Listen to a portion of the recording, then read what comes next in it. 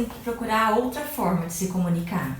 Isso, exatamente. Usar todos os recursos de linguagem que ele tiver para expressar aquilo que ele precisa falar, né? Então, por exemplo, eu tenho um paciente, senhor Antônio, eu vou falar o nome dele porque eu sei que posso. O senhor Antônio é físico, brilhante, e ele teve um AVC super extenso, ele tem uma afasia que compromete muito a comunicação dele, sim, principalmente a expressão dele. E esse paciente, ele ganhou um livro de aniversário, ele conseguiu me fazer entender com facilidade que tinha pedido um livro, que o livro chegou, e daí eu perguntei sobre o que é o livro. E ele tentava e não conseguia, fazia desenho. Ele olhou, pegou a caneta, 100111. Quem sabe o que é isso? Não, né? Que difícil. Super elaborado o raciocínio dele. Eu falei, programação. Ele, parabéns! Ele falou pra mim, programação. E olha o raciocínio. Como é que eu vou fazer para explicar isso para esta leiga? Isso. Que legal. E ele conseguiu uma estratégia adaptada a mim, né? Porque você tem que fazer isso, você tem que adaptar o seu discurso para o outro te compreender.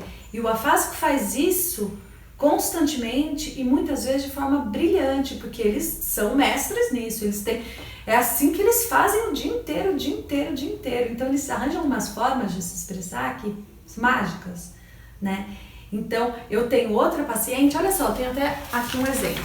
Olha só essa paciente. Ela estava falando assim, ó. O filho, vou te dizer, para ficar mais fácil, o filho quebrou o pé. Então, ele falou assim, ó. Ela falou assim, ó. O menino perdeu fé. O menino perdeu fé. E eu falei, perdeu fé? O fé não. Isso. E eu, isso, o pé.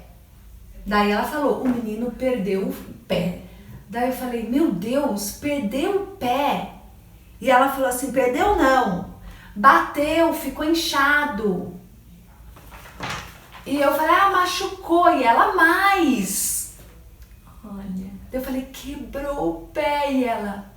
quebrou o pé, o menino quebrou o pé. Não é incrível? Incrível. Então isso é um exemplo de uma paciente que nem tem tanta dificuldades assim. Então eu tenho outra paciente que é a Flávia, que voltou a trabalhar. Ela era publicitária, que levava uma vida de cão e agora ela é adestradora de cães. Então ela mudou a vida dela. Eu tenho uma amiga que era fonoaudióloga e hoje ela é blogueira. Vida mudou completamente. Vida mudou, o cérebro mudou, a vida mudou. Isso, o cérebro mudou. E eu tenho uma outra paciente que foi embora para Itacaré. Fugiu de São Paulo, porque o afásico, depois de uma lesão, você sabe, muitas vezes, todo o processamento fica mais lento, ele precisa de mais calma, de menos informação. Isso. De menos estímulo. Não consigo mais viver em São Paulo. Exatamente. Esse tanto de barulho, esse tanto de gente, é muito pra mim também. É incrível isso, muda tudo. Muda tudo. Tudo fica mais lento, você quer coisa mais devagar. É muita informação por pouco tempo, né? Sim. É difícil andar e mascar chiclete, dá pra fazer só uma coisa, sabe? 2 coisas já é mais difícil, deixa uma coisa por vez. Sim, os meus pacientes têm dificuldade de falar enquanto andam. Isso. Ou andam ou conversam. Então, daí a gente vai andando e para contar uma parte. Então eu vou falando e eles vão compreendendo enquanto estão andando, mas é perigoso tropeçar. Isso. Agora, falar, frequentemente, geralmente, eles param pra falar. Porque é difícil. E como a pessoa pode ajudar o paciente em casa? Do que você estava falando assim, esse caso da sua paciente de quebrar, ela estava querendo dizer que o filho quebrou o pé e você foi levando até conseguir que ela expressasse o que ela queria expressar. E como que a pessoa pode ajudar isso em casa também? Porque, por exemplo, conheço uma pessoa que tudo que ela quer falar, ela fala menino. E como a pessoa pode ir levando até tentar puxar isso que a pessoa está querendo dizer.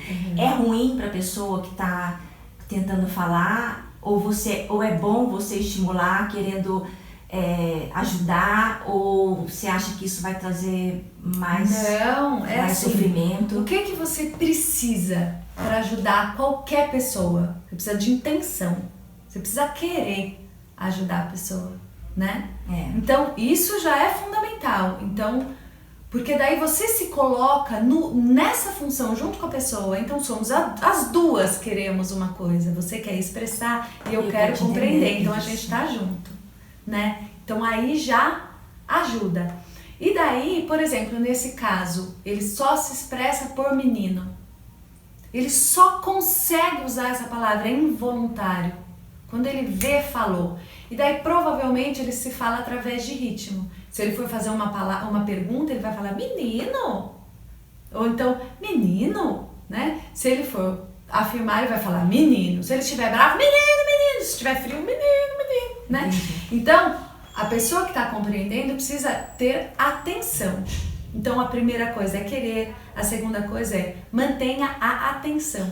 Para manter a atenção, você precisa de um ambiente que te propicia essa atenção, um ambiente calmo, com poucos estímulos. Desliga a TV, baixa a música, pouca conversa ao mesmo tempo. Então, uma pessoa de cada vez vai falar com ele, né? É muito difícil para o afásico falar numa mesa com todo mundo falando ao mesmo tempo. Insuportável para o afásico, porque ele está com dificuldade de analisar a informação e está chegando um monte de informação ao mesmo tempo. Então, o ambiente tem que ser tranquilo para ele comunicar, para ele ter uma boa atenção e para você também conseguir ter atenção naquilo que ele está falando. Outra coisa é, leve em consideração o contexto. Em que contexto aquilo está sendo falado, né? Ele está falando sobre o presente, sobre aquilo que está acontecendo agora? Ele está falando sobre uma coisa que já aconteceu? Ele está falando sobre uma coisa que vai acontecer? Então você pode fazer esse tipo de pergunta para ele, pergunta fechada. É uma coisa de agora, tá acontecendo agora? É de ontem, né? É sobre a nossa filha, né? E daí você vai fechando o campo de possibilidades. E daí você pode dar alternativas para ele de sim e não, né? Pode dar papel e caneta, lápis, borracha, né? O que ele precisar para desenhar, para escrever. Pode estimular ele a fazer gestos, a apontar. Que mais? Falar olhando de frente para ele compreender, fazer perguntas simples. E é normal as pessoas ficarem nervosas porque não conseguem se expressar, né? Claro. E aí às vezes a pessoa fica, não quero deixar ele nervoso, não vou tentar fazer mais nada, e às vezes vai até isolando a pessoa, né? Porque pra não deixar nervoso, não entra em contato e a pessoa vai ficando mais isolada. Isso é ruim, né? É assim, eu costumo dizer que a família está com a afasia. Porque a afasia não pega o afásico apenas. Todos nós vamos ter que reaprender a se comunicar, porque aquela pessoa que tem afasia é essencial pra gente. É da nossa família, não tem nada mais importante nesse mundo que a nossa família. Né? Então, a família toda tá doente, vamos reaprender junto, vamos todo mundo falar com a fonoaudióloga, vamos todo mundo aprender estratégias de se comunicar com ele. Qual a melhor forma de se comunicar com ele?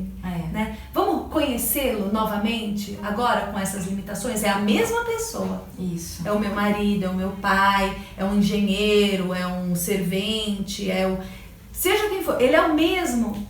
Agora e antes. Mas agora ele tem umas limitações relacionadas à linguagem. Então a gente precisa se virar com o que a gente tem. E daí, quando ele ficar nervoso, a gente fica nervoso. Nós ficamos nervosos se a gente não consegue se expressar. Imagina se a gente não consegue.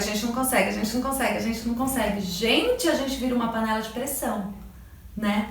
Então, primeira coisa, eu acho, assim, pensando rapidamente, eu acho que o que eu faria nesse momento? Ele tá nervoso? Daqui a pouco a gente conversa. Calma, não precisa falar. Daqui a pouco a gente conversa, mas daqui a pouco a gente conversa, daqui a pouco. Vamos voltar naquele assunto? Quer tentar? Não quero, ok. Isso. Eu também não quero um monte de coisa, Isso. então você tem todo o direito de não querer. É. Mas se você quer voltar naquele assunto, vamos tentar de novo? Tem paciência comigo, eu falo para os meus pacientes. Tem paciência comigo, eu sei que você sabe o que você quer, mas eu não sei o que você quer. Tem paciência. Eu passei por isso no começo na UTI, que eu tava totalmente sem saber o que eu tava fazendo lá, sem lembrar de um monte de coisa, com a tracostomia, né, ainda aberta, então eu só gesticulava, né, só mexia a boca, não saía som, não saía nada. E ninguém entendia, e aquilo ia ficando nervosa. E até que um dia meu pai falou, você quer escrever? E eu falei, quero, né? E aí o enfermeiro trouxe um papel assim com uma prancheta e eu peguei a caneta, e quando eu peguei a caneta não saía nada, é um rabisco pra cima e pra baixo. E eu querendo falar, eu falava, agora eu não sei escrever, e eu saía pra cima e pra baixo. E aí eu, tipo, não, deixa pra lá.